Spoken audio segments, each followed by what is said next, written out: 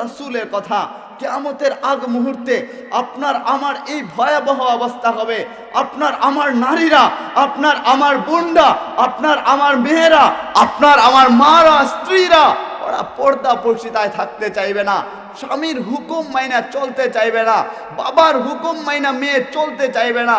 প্রাইভেটের কথা বলবে ঠিকই, কিন্তু কোথায় যাবে সেটাও কেউ জানে না। এগুলা কিয়ামতের আলামত ছাড়া আর কিছুই হতে পারে না, কিছুই না। ওই কিয়ামত অতি কাছাকাছি। কতটা কাছাকাছি জানেননি? যেখানের মধ্যে বলা হয়েছে কিয়ামতের আগ মুহূর্তে ফুরাত নদীর পানিটা যখন শুকিয়ে যাবে, ওই ফুরাত নদী থেকে স্বর্ণের পাহাড় বের হবে, স্বর্ণ বের হবে। ওইটা দিয়ে মানুষ মারামারি শুরু করে দিবে। ওইটা দখল করার জন্য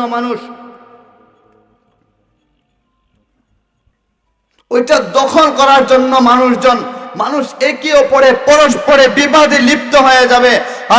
ওই ফুরাত নদীর পানিটা হিসাব করে দেখা গেছে আজকে থেকে 2 বছর আগে ফুরাত নদীর পানি মাত্র 4% আছে, 4%।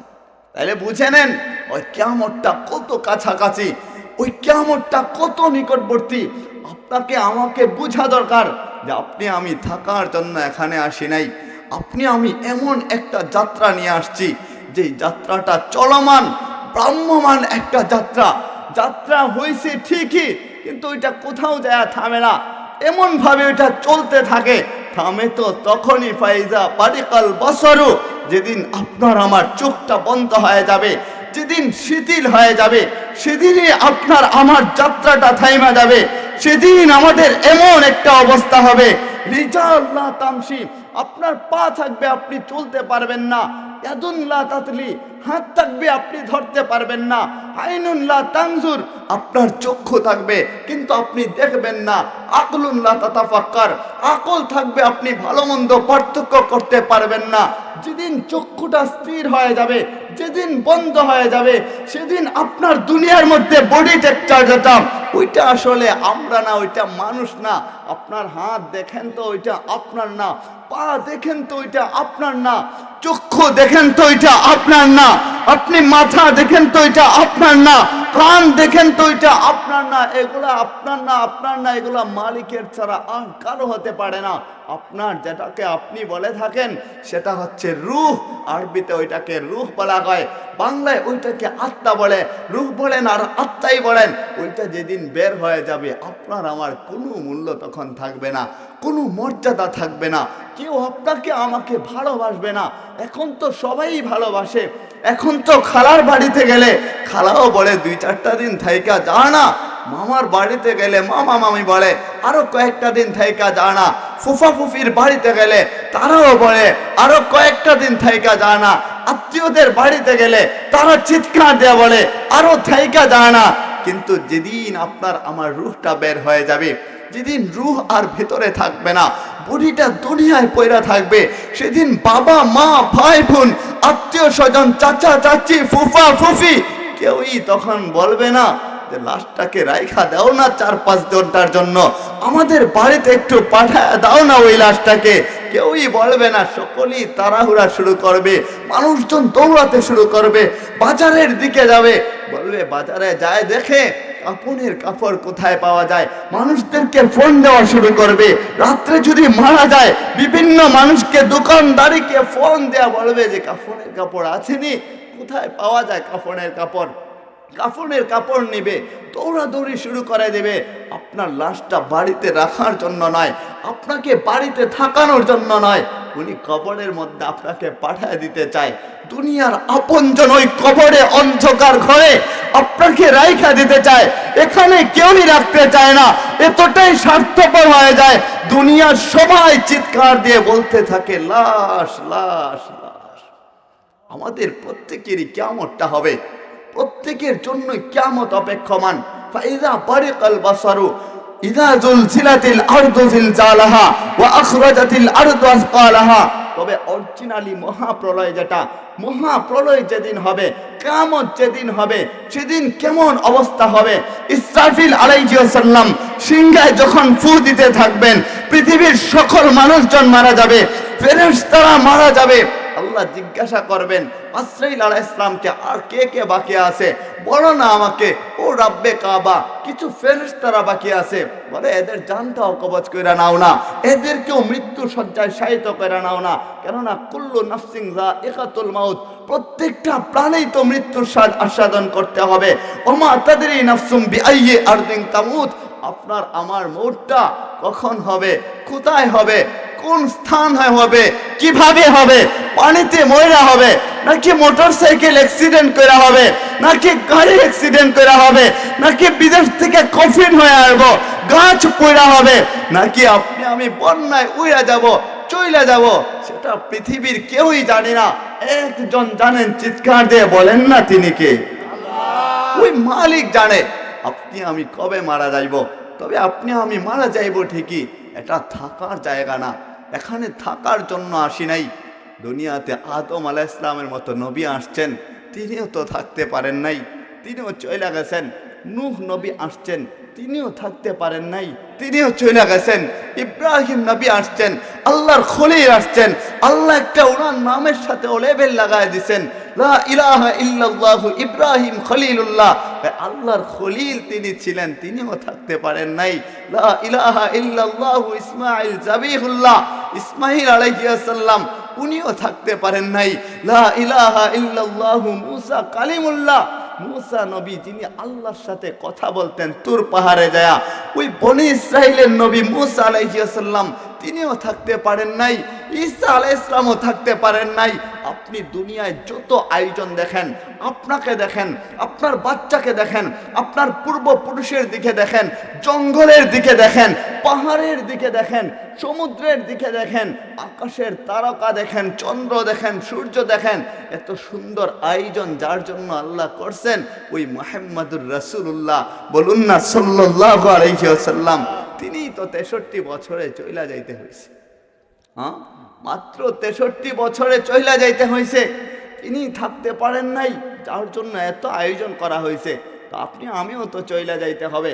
ওই আল্লাহর রাসূল বইলা গেছিলেন, আল কিয়ামাতু কারিবুন, ওই কিয়ামতটা অতি কাছাকাছি, কেননা আল্লাহ জানায় দিয়েছেন কিয়ামত অতি নিকটবর্তী। ওইটা আজকে থেকে 1500 বছর আগে আল্লাহ জানায় দিয়েছেন আমাদের নবীজির কাছে। আল্লাহ আরেক জায়গায় বলছেন, আল কিয়ামাতু লাআল্লা গাদান, ওই কিয়ামতটা হয়তো আগামী কাল কি হয়ে যাবে।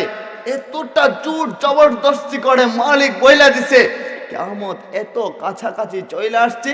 যদি আপনি আমি তাকায় দেখি, যেখানে আল্লাহর রাসূল দুনিয়ায় আসছেন, আল্লাহর রাসূল নবুয়তি পাইছেন, ওইটা কিয়ামতের ছোট আলামতের প্রথম আলামত ছিল। আল্লাহর রাসূলের নবুয়তি ওইটা কিয়ামতের প্রথম আলামত ছিল, ছোট আলামত। আল্লাহর রাসূলের ওফাত হওয়া, দুনিয়া ছাইরা উনি চলে যাওয়া, ওইটাও কিয়ামতের আলামত। আল্লাহর রাসূল সাল্লাল্লাহু আলাইহি ওয়াসাল্লাম আরো ঘোষণা করছেন, কিয়ামতের আগ মুহূর্তে মদিনা দিক থেকে একটা অগ্নিকাণ্ড আসবে, বিশাল একটা অগ্নি আসবে, অগ্নিটা মদিনায় ঢুকতে চাইবে। হযরতে ওমর রাদিয়াল্লাহু তাআলা আনহু উনার খেলাফত আমলে ওই অগ্নিটা যখন মদিনার দিকে আসতে চাইছিল, মদিনা থেকে যখন আসছিল, হযরতে ওমর খলিফাতুল মুসলিমিন চিৎকার দিয়ে বললেন, আয়ে ওই খলিফাতুল মুসলিমিন ওনারা কেমন শিক্ষায় শিক্ষিত ছিলেন, আপনি আমি কি শিক্ষায় শিক্ষিত হইলাম। ওমর রাদিয়াল্লাহু তাআলা আনহু আগুনকে চিৎকার দিয়ে বলছেন, তুই কার ইশারায় চলিস? যদি আমার মালিকের ইশারায় চলে থাকিস, তাহলে যেদিক থেকে আসছিল ওইদিকে আবার চইলা যা। আর যদি তোর নিজের ইশারায় চলিস, নিজের ক্ষমতায় যদি চইলা থাকিস, তোর চাইতে হবে না। যেদিক থেকে আসছিস, যেদিকে যাওয়ার ইচ্ছা, ওদিকে যা না। বলতে দেরি হয়েছে, ওই আগুন যেদিক থেকে আসছিল মদিনার দিকে না আইসা আবার ওই দিকে ফিরে যাইতে দেরি হয় নাই। ওমর রাদিয়াল্লাহু তাআলা আনহু ওনারা ছিলেন প্রকৃত শিক্ষায় শিক্ষিত, ওনারা সুপার শিক্ষায় শিক্ষিত ছিলেন। আপনি আমি জেনারেল শিক্ষায় শিক্ষিত হওয়ার জন্য কয় জার্মানে চলে যায়, জর্ডানে চলে যায়, আমেরিকায় চলে যায়, চায়নায় চলে যায়, কয় জেনারেল শিক্ষা শিখবে। কিন্তু জেনারেল অর্থই তো হচ্ছে সাধারণ শিক্ষা। কি শিখবেন আপনি? দুনিয়ায় কিসের শিক্ষা অর্জন করবেন? কিসের আপনি ডিগ্রি অর্জন করবেন? আপনি বড় ডাক্তার হইবেন তো দেখেন, ডাক্তারের মা বৃদ্ধ, মা আর বৃদ্ধ বাবা ওই বৃদ্ধাশ্রমে পাঠায় দেয়।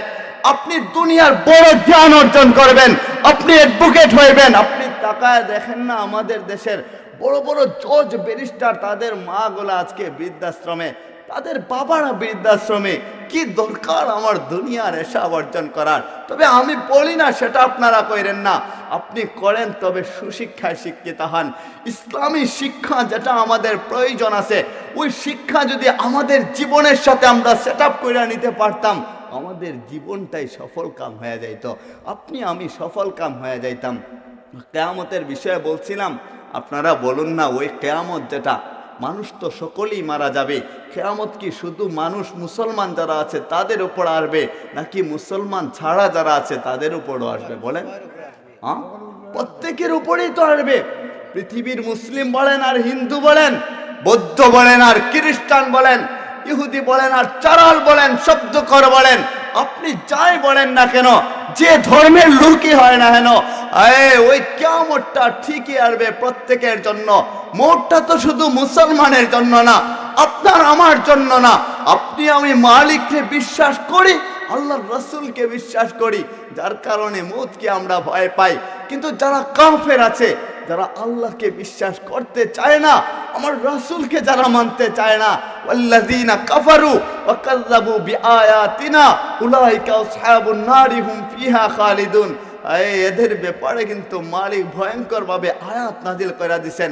তবে আমি একটা কথা আপনাদেরকে বইলা যাই, যদি আপনারা মানতে পারেন, আপনি যে ধর্মেরই হন না কেন, ওই কিয়ামত যেহেতু আমাদের প্রত্যেকের উপরে আসবে, ফাইজা বারিকাল বাসারু, যেহেতু সবারই চোখটা বন্ধ হয়ে যাবে, আমাদের ভাবা দরকার, সারাদিন যা না কিছু করলাম, যত নাফরমানি করি না কেন, যত পাপাচারী করি না কেন, মানুষের সাথে যত অন্যায় করি না কেন, যত দোষী করে থাকি না কেন, যদি রাতের বেলা ঘুমানোর সময় ওই মালিকের দরবারে দুইটা হাত উঠায়া পবিত্র হইয়া বলতে পারতাম, মালিক সারা দিন ঘুমান, সারা দিন শেষ কইরা অন্যায় কাজ কইরা ঘুমাইতে আসলাম, এবার ঘুমানোর সময় তোমার কাছে আমি চাইতেছি তুমি আমাকে মাফ কইরা দিও, যত ভুল করছি মালিক, কত বড় সংসার, কত ঝাই ঝামেলা, সব সামলে নিয়ে সারাদিন তোমার কাছে আসতে পারি নাই, এখন ঘুমাইতে চললাম, সকালে যদি উঠাও তাইলে উঠবো,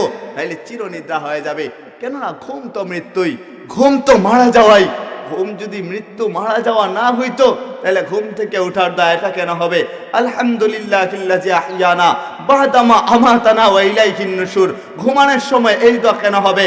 আল্লাহুম্মা বিসমিকা আমুতু ওয়া আহইয়া, মালিক আপনার নামে আমি মৃত্যুবরণ করতেছি, আবার আপনি আমাকে জাগায় দিবেন, তাইলে এটা কেন হবে?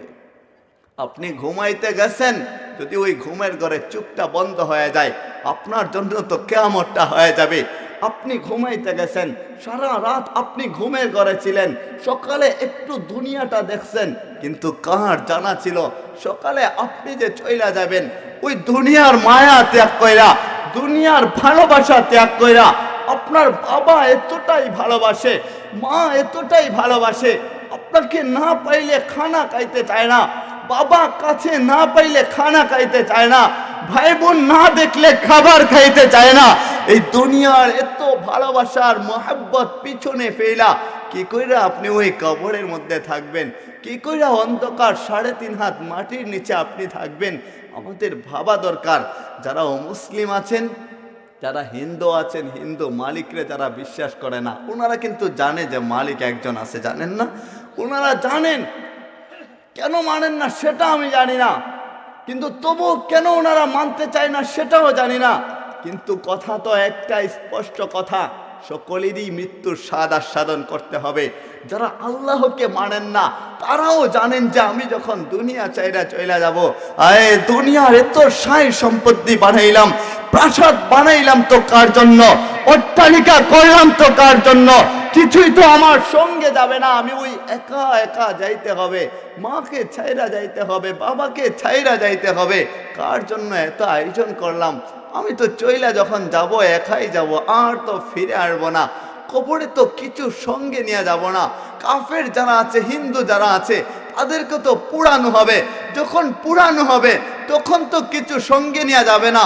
আমার ভাইরা যদি একটু বুঝতো, যারা অন্য ধর্মের, ওনারা যদি একটু বুঝতেন, যদি একটু ভাবতেন, রাতের বেলা যখন আসবে, রাতের অন্ধকার যখন হয়ে যায়, সেই সময়টাতে যদি ওনারা ভাবতেন যে আমার আসল মালিকটাকে, আমি ওনাদেরকে বলি না তোমরা ফিরে আসো আমাদের কাছে, আমি সেটাই বলি তোমাদেরকে, যদি তারা রাতের বেলায় ঘুমায়া চোখটা বন্ধ কইরা বলতে পারতো যে আমার আসল মালিক তো নিশ্চয় একজন আছে, আমার সৃষ্টিকর্তা তো একজনই আছে, কিন্তু খুঁজি না উনিকে, যদি খুঁজতে শুরু করে, কসম খোদার করে বলছি, যদি প্রকৃত মন দিয়া দিল দিয়া মালিকরে খুঁজতে শুরু করে, সময় লাগবে না, মালিক তাকে হেদায়াত দান করবেন। হেদায়াত আমাদের ভাবা দরকার। আমি ওনাদেরকে নিয়ে বলি না, আপনাদেরকে নিয়ে আবারে বলি, আমি আমাকে বলি যে আমরা রাতের বেলা যখন ঘুমাইতে যাই, সারাদিন তো কত অন্যায় কাজই করি, কত মানুষের সাথে কত কিছু করি, এগুলোর দিকে না তাকায়া রাতের বেলা পবিত্র হয়া 2 রাকাত নামাজ পড়া, যদি নামাজ পড়ার সুযোগ হয় তো পড়বো, একটু দিল দা শুনেন, মা বোনরাও শুনেন, যদি নামাজ পড়ার সুযোগ হয়, ভালো লাগে আপনি পড়বেন, আর যদি ভালো না লাগে আপনি নামাজও পড়ার দরকার নাই।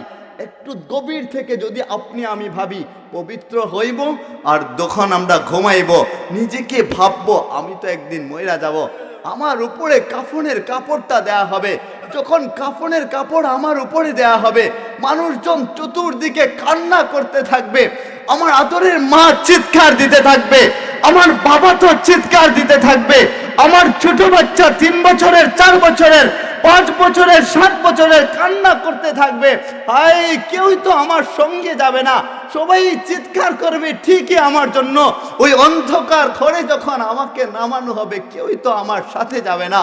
যদি আপনি আমি ঘুমানোর সময় নিজেকে লাশ বানাইতে পারতাম, আমাদের আগেকার বুজুর্গরা তো এমনই করতেন, এখনো যারা আল্লাহর সাথে সম্পৃক্ত কর্নেওয়ালারা আছেন ওনারা এমনই করেন, ঘুমের ঘরে যাওয়ার সময় নিজেকে লাশ বানায় নেন যে আমি লাশ হয়ে যাব, প্রচন্ড ঠান্ডার সময় আমার উপরে পানি ঢাইলা দেওয়া হবে, বড়ই পাতার গরম পানি একত্রিত কইরা জীবনের শেষবারের মতো আমাকে গোসলখানা দেওয়া হবে, ওইটা তো এমন একখানা গোসল দেওয়া হবে আমি নিজের শরীরে পানি ঢালতে পারবো না, অন্য মানুষজন স্বার্থপরের মতোই ঠান্ডার সময়ও আমার উপরে পানি ঢালবে, মানুষজন বাধা দিবে, আমার সন্তান বাধা দিবে, কেন পানি ঢালো, তবুও মানুষজন পানি ঢাইলা দিবে। যদি আমরা কল্পনা করতে পারতাম, যদি ওইটা ভাবতে পারতাম, ওইটা যদি চিন্তায় নিতে পারতাম রাতের বেলা ঘুমায়া ঘুমায়া, আমার তো মনে হয় না এই উম্মত কোনোদিন জাহান্নামে যাবে, কোনোদিন জাহান্নামী হওয়ার কথা না। আপনি আমি ওই জান্নাতের যোগ্য ছিলাম, আল্লাহ যোগ্য বানিয়ে আপনাকে আমাকে দুনিয়ায় পাঠাইছেন, নাইলে আল্লাহ এতটুকু সুযোগ আমাদেরকে দিতেন না, এত সময় আপনাকে আমাকে দিতেন না, এত নাফরমানি করার পরেও আল্লাহ আমাদেরকে ধ্বংস না কইরা থাকে কি কইরা, ওইটাও তো বুঝে আসে না।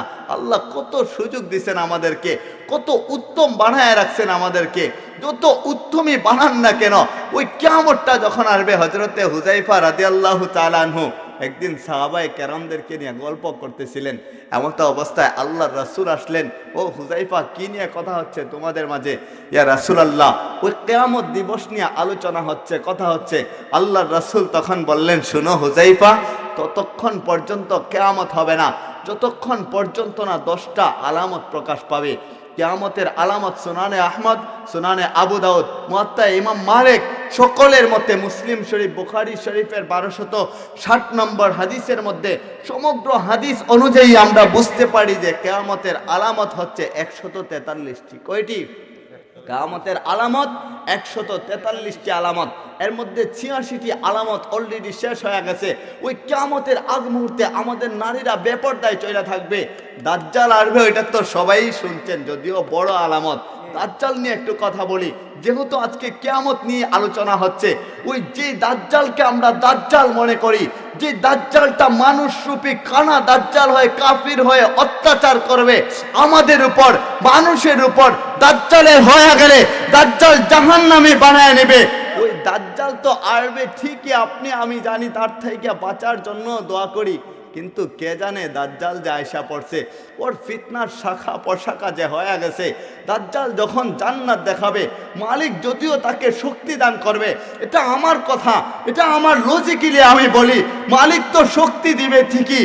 এখন তো এমন হয় মোবাইলের ফ্ল্যাশ লাইটটা জ্বালায় দেওয়ার পরে যেখানে যায় ফ্ল্যাশ লাইটটা লাগবে, সমগ্র এই সিনারিটা দেখা যায়, যেটা মোবাইলের মধ্যে চলে, হয় না ওই রকম প্রজেক্টরের মাধ্যমে সব কিছুই দেখা যায়। ওই যে মাধ্যমগুলো আছে দেখবেন, কাতারের জমিনে, কাতারের আকাশের মধ্যে মেডিসিন দেয়া বৃষ্টি আজকে থেকে 4 বছর আগেই দেয়া দিছে। কাতারের আকাশে বৃষ্টি মেডিসিন দেয়া 4 বছর আগেই দেয়া দিছে। এটা কিয়ামতের আলামত। আর কিয়ামতের আলামত, কিয়ামতের আগ মুহূর্তে এত প্রযুক্তি বের হবে, মানুষ এত উন্নত হবে, বৈজ্ঞানিক এত উন্নত হবে, স্বয়ং মালিকের সাথে চ্যালেঞ্জ করতে সাহস পাবে না, সাহস করবে না, দুঃসাহস তাদের থাকবে। মালিকের সাথেও তারা চ্যালেঞ্জ করে নেয়। টাইটানিক জাহাজ মালিকের সাথে চ্যালেঞ্জ করছিল, বলছিল দুনিয়ার কারো ক্ষমতা নাই ওইটাকে ভাঙার, ওইটাকে ধ্বংস করার। কিন্তু ওই জাহাজকে ধ্বংস কে করে দিয়েছেন? চিৎকার দিয়ে বলেন, কে করে দিয়েছেন? ওই কিয়ামতটা আসবে। কিয়ামতের আগ মুহূর্তে 10টা আলামত আল্লাহর রাসূল হযরত হুযায়ফা রাদিয়াল্লাহু তাআলা আনহুকে বলছিলেন। 10টা আলামত আপনাদের মাঝে একটু বলি। আল্লাহর রাসূল তখন বলছেন, শোনো, ওই কিয়ামতের আগ মুহূর্তে আকাশ থেকে একটা ধোঁয়া আসবে, যেই ধোঁয়াটা পৃথিবীর প্রত্যেক প্রান্তরে, শিমাল থেকে জনম, উত্তর থেকে দক্ষিণ, পূর্ব থেকে পশ্চিম, সর্ব জায়গায় ধোঁয়াটা যাবে। এখনকার নাসারা বলছে, এখনকার বৈজ্ঞানিকরা বলছে যে একটা গ্রহ আসবে, ওই গ্রহটা পৃথিবীর দিকে যাবে, ধোঁয়া ছড়ায় ছড়ায় যাবে, পৃথিবীটা অন্ধকার হতে পারে। নাসা এখন বলছে, আল্লাহর রাসূল আমাদের নবী এখন বলে নাই, আজকে থেকে সেই 1500 বছর আগে বইলা দিছেন। সুতরাং আল্লাহর রাসূলের চাইতে বড় বৈজ্ঞানিক আর কে হতে পারে? হ্যাঁ, কে হইতে পারে? ইয়াজুজ মাজুজ আসবে। ইয়াজুজ মাজুজ এমন একটা সম্প্রদায়, ভয়ঙ্কর একটা জালিম সম্প্রদায়। বাদশাহ জুলকারনাইন তাদেরকে আবদ্ধ করে রাখছিলেন, সীসা দিয়া তাদেরকে বাউন্ডারির ভিতরে আবদ্ধ করে রাখছিলেন। ওই ইয়াজুজ মাজুজ যখন আসবে, পৃথিবীর সমগ্র পানিগুলা খায়া ওরা শেষ করে ফেলবে। পানির সংকট এখন আছে না নাই? বলেন, আছে না নাই পানির সংকট? টিউবওয়েলে চাপ দিলে পানি উঠতে চায় না। মনে রাখেন, কিয়ামতের আগ মুহূর্তে পানির সংকট যখন দেখা দিবে, পানি পাওয়া যাবে না। আবার ঘন ঘন বন্যা হবে। বন্যা হয় না এখন ঘন ঘন? হ্যাঁ, ঘন ঘন বন্যা হইতেছে। আবার যখন পানির সংকট হয় তখন পানি খুঁজে পাওয়া যায় না। এক জায়গা থেকে অন্য জায়গায় যায় খোঁজা হয় যে 700 ফুট টিউবওয়েল কোথায় আছে, ওইখান থেকে একটু পানি নিয়ে আসি। ডিপ কোথায় আছে, সামার টিউবওয়েল কোথায় আছে, ওইখান থেকে একটু পানি নিয়ে আসি। আমাদের বাড়ির টিউবওয়েলে পানি দেয় না। ওইটা কিন্তু কিয়ামতের আলামত। দাজ্জাল আসবে, পানি খায় শেষ করে ফেলবে। ওই কিয়ামতের আগ মুহূর্তে একটা প্রাণী আসবে, দাব্বাতুল আরদ নামক একটা প্রাণী আসবে। আর এই যে প্রাণীটার এক একটা অঙ্গ প্রত্যঙ্গ এক একটা প্রাণীর মতো হবে, তার হাত হবে হাতির মতো। আমি বোঝানোর জন্য মিসাল হিসাবে বলছি, একটা হাত হবে একটা হাতির মতো, ঘোড়ার মতো, ভাল্লুকের মতো, আরেকটা আঙ্গুল হবে বাঘের মতো, সিংহের মতো। বিভিন্ন প্রাণীদের আকৃতিতে একটা প্রাণী বানানো হবে। হাদিসের কিতাবের মধ্যে মুফাসসিরিনে কারামগণ উল্লেখ করে বলছেন ওইটা জমিন থেকে আসবে।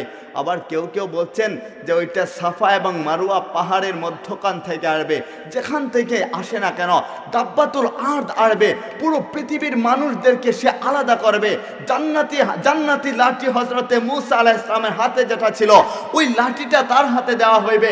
ওইটা নিয়ে মানুষদেরকে যখন একত্রিত করবে, কপালে আঘাত করবে। যারা মুসলিম থাকবে তাদের কপালে লেখা উঠবে মুসলিম, আর যারা কাফের থাকবে তাদের কপালে লেখা উঠবে কাফের। ওই দাব্বাতুল আরদ আইসা মুসলমানদেরকে ফারাক করবে, কাফিরদেরকে ফারাক করে দিবে, আলাদা করে দিবে। আফ্রিকার মধ্যে তখন জাতিসংঘ হবে। কিয়ামতের আগ মুহূর্তে অযোগ্যরা যোগ্যদের চেয়ারে বসবে। আফ্রিকায় জাতিসংঘ হবে। আফ্রিকাকে আমরা হিসাবে ধরি নাকি, গুনি নাকি? ওই আফ্রিকায় জাতিসংঘ থাকবে।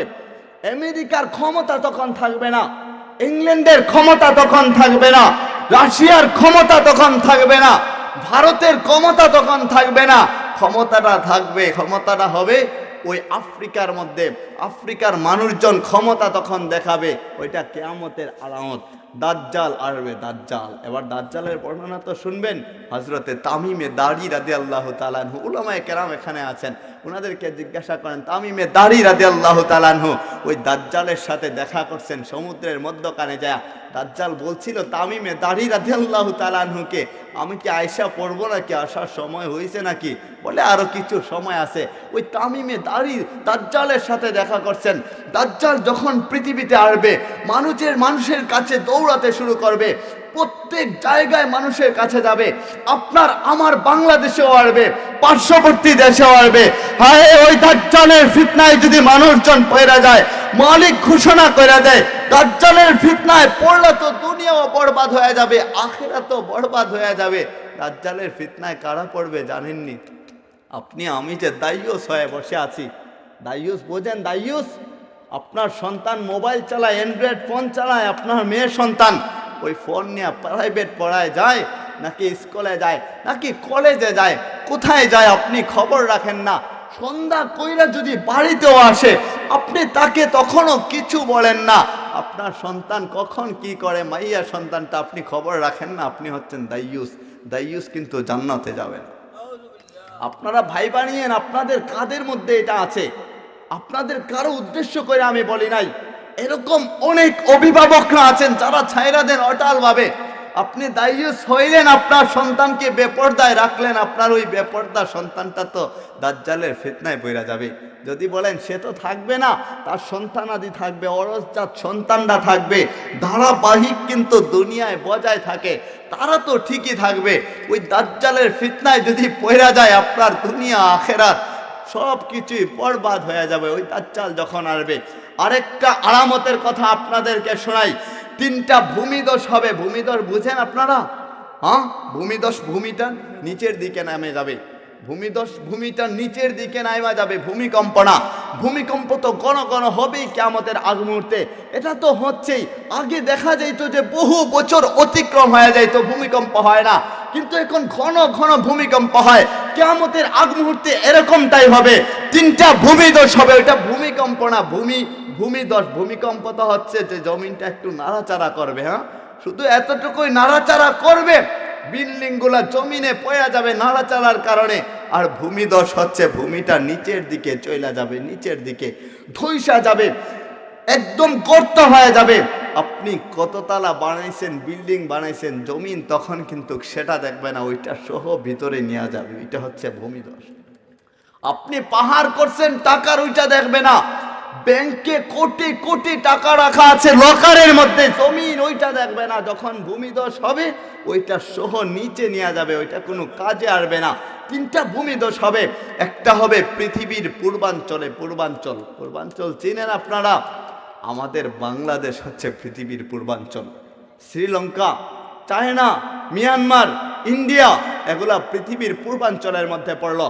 ওই পূর্বাঞ্চলে একটা ভূমিদশ হবে, জমিনটা নিচের দিকে ধইসা যাবে, নিচের দিকে জমিনটা চইলা যাবে। আরেকটা ভূমিদশ হবে পৃথিবীর আরব কান্ট্রির মধ্যে। আরব কান্ট্রি তো আপনারা চিনেন, আমাদের সৌদি আরব, কাতার, ওমান, এগুলোই তো আরব কান্ট্রি, দুবাই। আরব কান্ট্রিতে একটা ভূমিদশ হবে। যদি বলেন আমার রাসূলের দেশ আরব কান্ট্রি, আমার রাসূলেরও তো একটা মর্যাদা আছে, সেখানে কি কইরা ভূমিদশ হবে?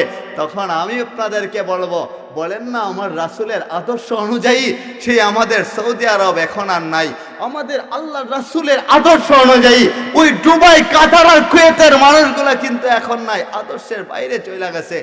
এই আগের আদর্শ যেটা ছিল ওই আদর্শটা কিন্তু এখন নাই, যার কারণেই ভূমিদশটা হবে। আরেকটা ভূমিদশ, যেহেতু 3টা ভূমিদশ হবে, পৃথিবীর পশ্চিমাঞ্চলে হবে। পৃথিবীর পশ্চিমাঞ্চল চিনেন আপনারা? পৃথিবীর পশ্চিমাঞ্চল আমেরিকা। আমেরিকা পৃথিবীর পশ্চিমাঞ্চল। এই পশ্চিমা সংস্কৃতির কারণে আজকে আমাদের বাংলাদেশের মানুষজন জাহান্নামের দিকে। আপনি যেটাকে ইউজ করছেন, আপনি যেটাকে ভাবছেন, ওইটা তো আমার লাইফের একটা গুরুত্বপূর্ণ। ওই পশ্চিমা সংস্কৃতির মোবাইল ফোনটা আপনার লাইফটা ধ্বংস করে দিচ্ছে। আমার যুবক ভাইরা তো সারা রাত ওই মোবাইলের মধ্যে, নেটের মধ্যে পড়া থাকে। ওরা কি দেখে? শর্ট ভিডিও দেখতে থাকে, নাটক দেখতে থাকে, সিনেমা দেখতে থাকে। আগে তো আমরা যখন ছোট ছিলাম মানুষ সিনেমা দেখতো, সিনেমা হলে যায়। আর যখন আত্মীয় স্বজনরা দেখতো তাদেরকে বাইধা রাখতো, শাসন করত। এখন আর কিসের সিনেমায় যায় সিনেমা দেখবে? এখন তো সিনেমা প্রত্যেকের হাতে হাতে চলে আসছে। হ্যাঁ, ওইটা কিয়ামতের আলামত না? প্রত্যেকের পকেটে পকেটে সিনেমা আছে। ওই দাজ্জালের ফিতনার একটা অংশ হচ্ছে এটা। পৃথিবীর পশ্চিমাঞ্চল, এই পশ্চিমাঞ্চলের মোবাইল আবিষ্কারের কারণে, এই মোবাইলের কারণেই আমাদের সমাজের নারীরা আজকে গলায় রশি ঝুলাচ্ছে। হ্যাঁ, কতটুকু ঠিক আর বেঠিক বলবেন জানি না, কিন্তু বাস্তব এটাই। আজকে যদি মোবাইল ফোন না থাকতো তাইলে আমাদের সমাজ এতটা বিকৃত হইতো না।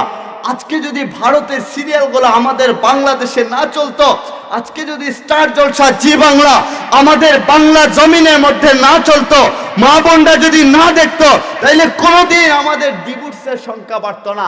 ওই স্টার জলসা আর জি বাংলার কারণেই সমাজে ডিভোর্সের সংখ্যা বাড়ছে। চিৎকার দিয়ে বলবেন না এগুলাকে বন্ধ করার দরকার আছে না নাই? চিৎকার দিয়ে বলেন আছে না নাই? এই স্টার জলসা জি বাংলা এগুলাকে আমরা পরিত্যাগ করতে হবে। কিয়ামতের আলামত, ওই কিয়ামতের শেষ আলামত যেটা আপনাদেরকে বলি, সূর্যটা এখন কোন দিকে উঠে বলেন? হ্যাঁ, পূর্ব দিকে সূর্য উঠে, তখন তো উঠবে পশ্চিম দিকে। সূর্য উঠে, সূর্য কোন দিকে উঠে? এখন পূর্ব দিকে উঠে। হ্যাঁ, তখন তো পশ্চিম দিকেই সূর্য উঠবে। সূর্য যখন পশ্চিম দিকে উঠবে, মানুষজন তখন দৌড়াদৌড়ি শুরু করবে।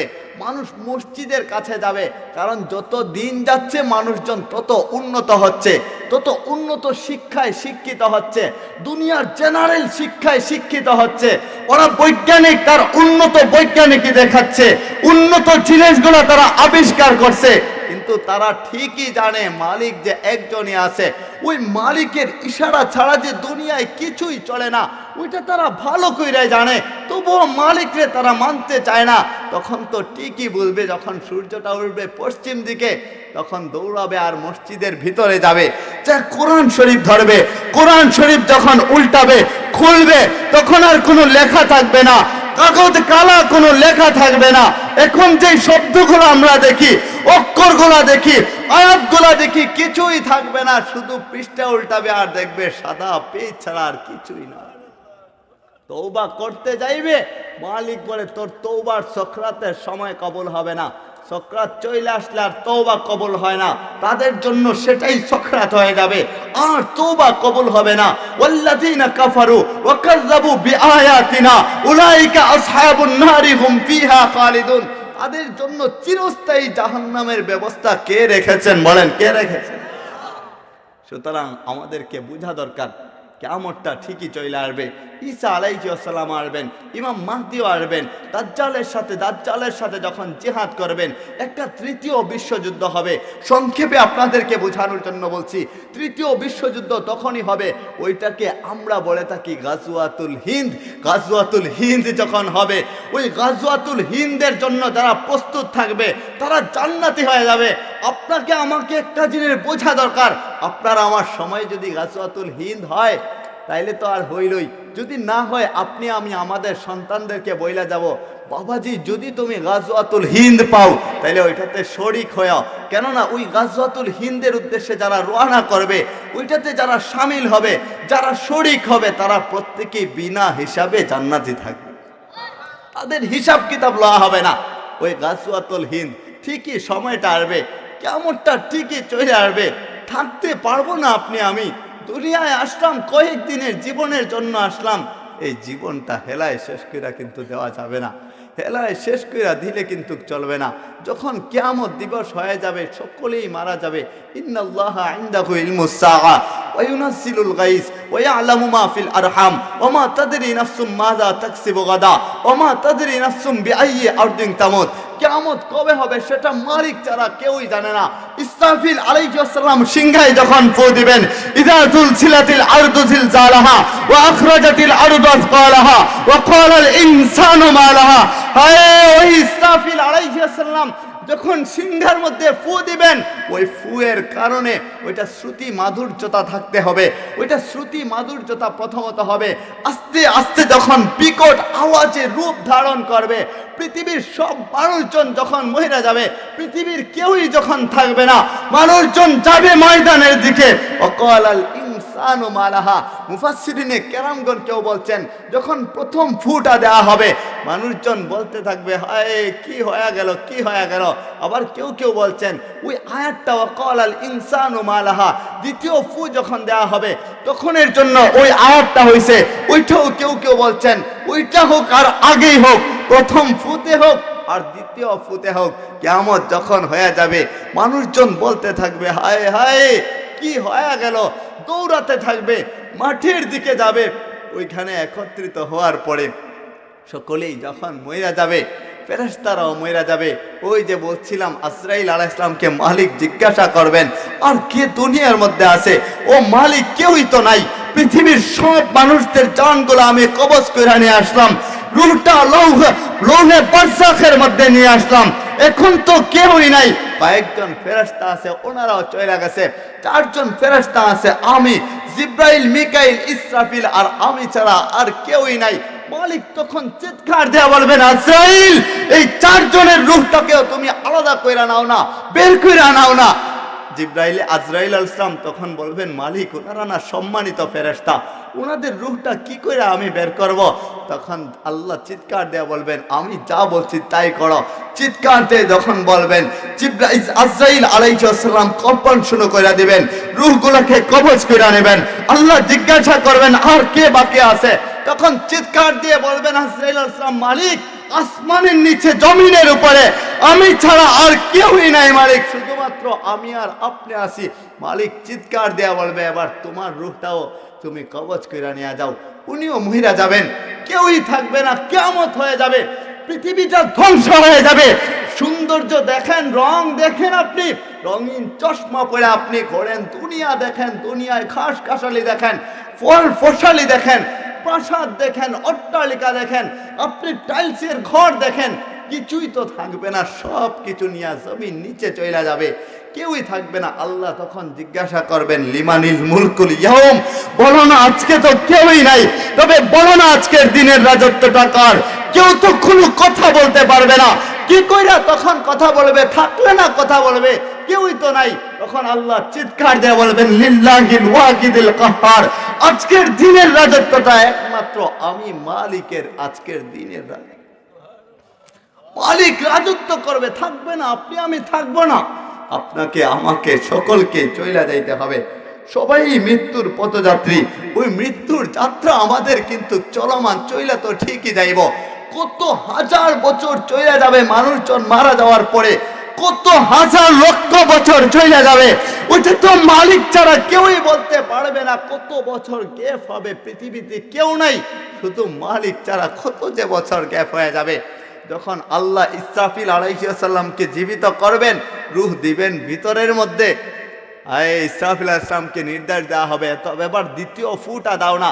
ইসরাফিল আলাইহিস সালাম যখন দ্বিতীয় ফু দিবেন, ওয়া আখরাজাতিল আরদু আসকালাহা, কোন মুফাসসিরিনে কেরামগণ বলছেন দ্বিতীয় ফুয়ের সাথে যখন মানুষজন মাটি কইরা কইরা উপরের দিকে উঠতে থাকবে, মাটি কইরা কইরা নিচ থেকে উপরের দিকে উঠবে আর বলবে হায় কি হয়ে গেল, কি হয়ে গেল, কোথায় ছিলাম আমরা? এই হাসরের ময়দানটা তো কায়েম হয়ে গেছে। হাসরের ময়দানটা যখন কায়েম হবে, আল্লাহ আমাদের নবীজি ছাড়া ওই হাসরের ময়দানে আর কাউকে আগে উঠাবেন না। প্রথমে আমাদের নবীজিকে জমিন থেকে উঠাবেন। আমাদের নবীজি যখন জমিন থেকে উপরে উঠবেন, জিব্রাইলে আমিন থাকবেন। জিব্রাইলে আমিনকে আল্লাহর রাসূল বলবেন আইনা উম্মতি, আমার উম্মতগুলা কোথায় চলে গেছে? আমার উম্মত কি জাহান্নামী হয়ে গেছে নাকি? আমার উম্মত যদি জাহান্নামী হয়ে যায় তাহলে কি করে আমি সহ্য করব? আমি তো ওইটাকে সহ্য করতে পারবো না। তখন জিব্রাইল আমিন কান্না করবেন আর কসম খায় বলবেন কসম খোদার করে বলছি, কসম খোদার করে বলছি, এখন পর্যন্ত আপনি ছাড়া কেউই উঠে নাই, শুধু আপনিই উঠছেন, আর কেউই এখন পর্যন্ত উঠতে পারে নাই। মালিক কাউকে উঠা নাই, শুধু আপনাকেই উঠাইছেন। আল্লাহর রাসূল উঠবেন আর কান্না করতে থাকবেন, আমার রাসূল আপনার আমার জন্য কান্না করবেন। দুনিয়ায়ও কান্না করছেন, জন্মের পরেও কান্না করছেন, শৈশবেও কান্না করছেন, ওহি পাওয়ার পরেও কান্না করছেন, নবুয়তের আগেও করছেন, পরেও করছেন, মরে যাওয়ার আগেও করছেন, ওই পরেও করছেন। হাসরের ময়দানে উঠবেন, তখনও আপনার আমার জন্য আপনার আমার রাসূল কান্না করবেন। কেমন রাসূল আপনি আমি পাইলাম? তখন কিয়ামতটা হয়ে যাবে, কিয়ামত দিবস এবার কায়েম হয়ে গেল। ইযা সুলসিলাতিল আরদু জিলজালাহা ওয়া আখরাজাতিল আরদু আসকালাহা ওয়া ক্বালাল ইনসানু মা লাহা ওয়া আখরাজাতিল আরদু আসকালাহা। জমিন তার আপন বোঝাগুলা চাইরা দিবে ওই কিয়ামতের সময়। ফুয়ের আওয়াজ যখন হবে, জমিনটা কয়েকটা প্লেটের উপর সুন্দর করে মালিক সাজায় রাখছেন। প্লেটের উপর সুন্দর করে যখন দেখবেন আপনারা প্রাসাদ যখন বানায়, বিল্ডিং যখন বানায়, উপরে ছাদ দেওয়ার সময় কয়েকটা শীট বিছানো যায় না, শীট বিছায় দেয়। ওই কাঠগুলা যখন বিছায় দেয়, জমিনটা তার কখনো আল্লাহ কয়েকটা প্লেটের উপর বিছায় সুন্দর করে জমিনটাকে সাজায় রাখছেন। যখন সিংহায় ফু দেওয়া হবে, ওই প্লেটগুলা যেগুলোর উপর সাজায় রাখছেন ওইগুলা আপন বোঝাগুলা ছাইরা দিবে, প্লেট আলাদা হয়ে যাবে। যখন আলাদা হয়ে যাবে প্লেটগুলা, হায় জমিনটা কম্পন শুরু কইরা যখন ধইসা যাবে, এই জমিনে আপনি আমি যেখানে আছি ওই জায়গাটাই তখন হয়ে যাবে হাসরের ময়দান। আপনি আমি যেখানে আছি ওইটাই তো হাসরের ময়দান। আসমানের উপরে তো হাসরের ময়দান না, জমিনের নিচে তো হাসরের ময়দান না। পুরা পৃথিবীটা যখন সমতল হয়ে যাবে, আপনি আমি কোথায় যাব, কোথায় ভাগবো? পালায় যাওয়ার কোনো জায়গা নাই।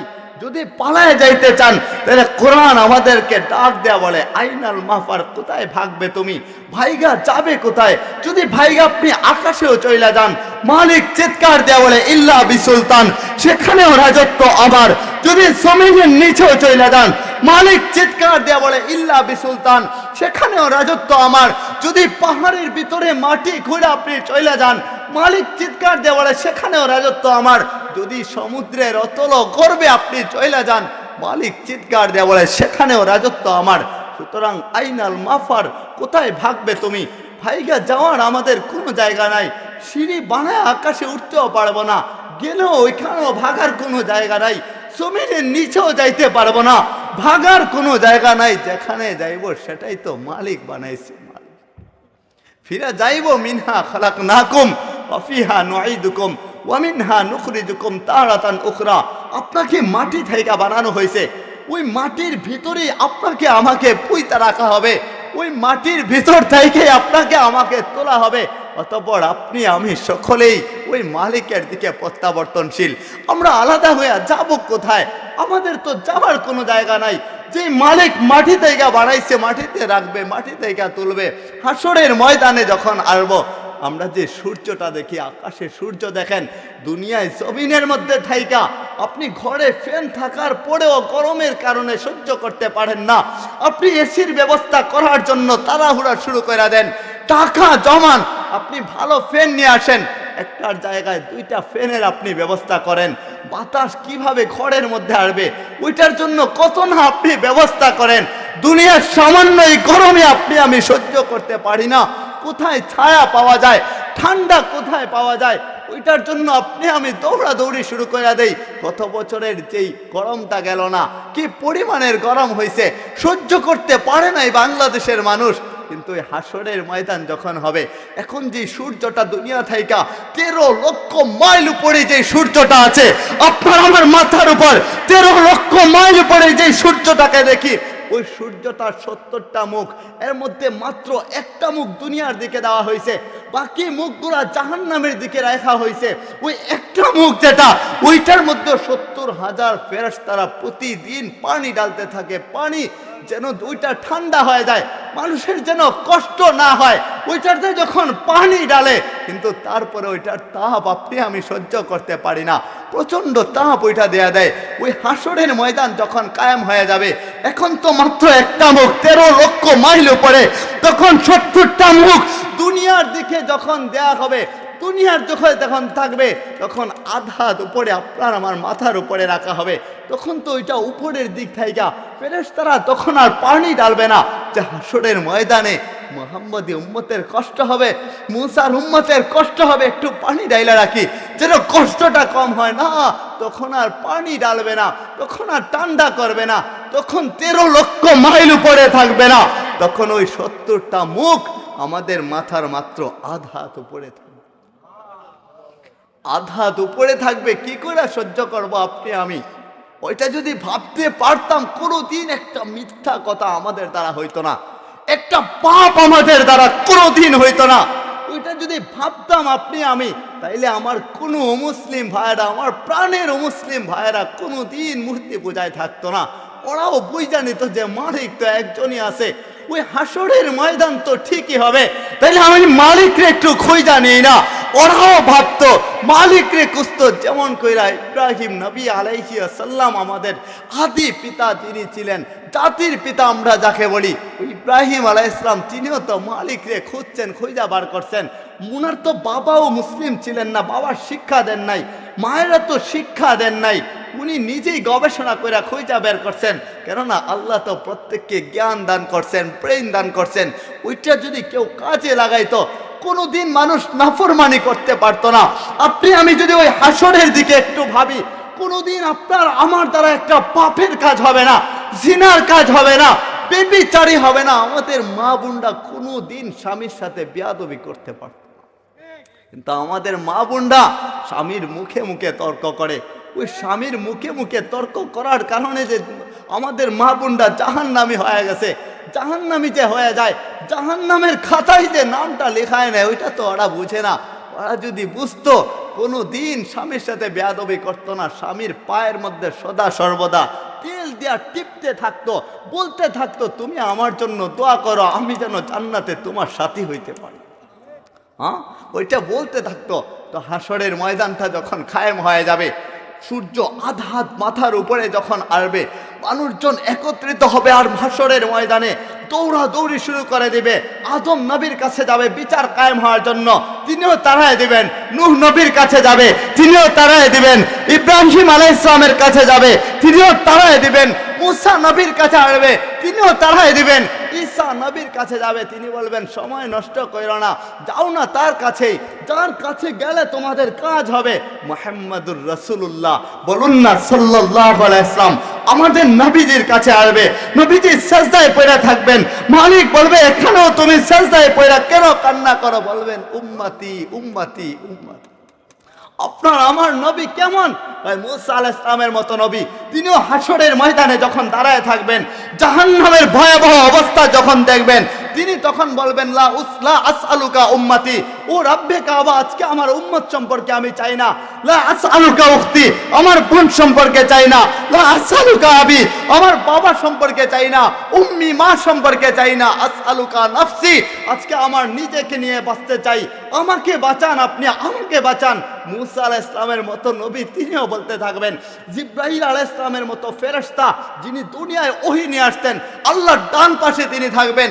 জাহান্নামের 70টা শিকল থাকবে, প্রত্যেকটা শিকলে 70,000 ফেরেশতারা টাইনা যখন ধইরা রাখতে থাকবেন, টাইনা যখন ধরবেন, ওই শিকলগুলা চিরা, 70,000 শিকল চিরা জাহান্নাম সামনের দিকে আগাতে থাকবে, চিৎকার দিতে থাকবে, জাহান্নাম মানুষের দিকে আগাবে, আপনার আমার দিকে যখন আগাতে থাকবে, জিবরাইল আমিনের মতো ফেরেশতা তিনিও সিজদায় পড়ে থাকবেন আর মালিকরে বলবেন সাল্লিমনি নাফসি সাল্লিমনি নাফসি নাফসি নাফসি, ও রব্বে কাবা, আপনি আমাকে বাঁচান, আমাকে বাঁচান।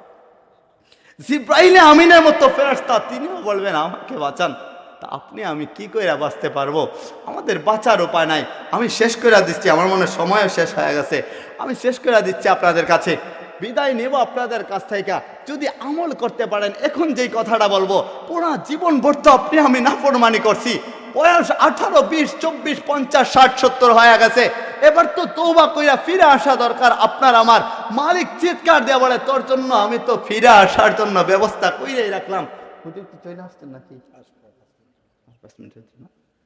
মালিক বলে তোর জন্য তো আমি ব্যবস্থা করে রাখছি। নামাজ আমাদের জন্য কতটুকু গুরুত্বপূর্ণ, ওই কথাটা আমার প্রাসঙ্গিক আলোচনার সঙ্গে নয়, অপ্রাসঙ্গিক, আপনাদেরকে বোঝানোর জন্য বলছি যে আলোচনা শুই না যদি আমাদের লাভবান না হই, তাহলে তো আমাদের কোনো লাভ হইল না। হুজুর চলে আসছেন, আল্লাহ সুবহানাহু ওয়া তাআলা যেন যা কিছু আলোচনা করলাম সব কিছুর উপর আমল করার তৌফিক দান করেন। ওয়া আখিরু দাওয়ানা আনিল হামদুলিল্লাহি রাব্বিল আলামিন।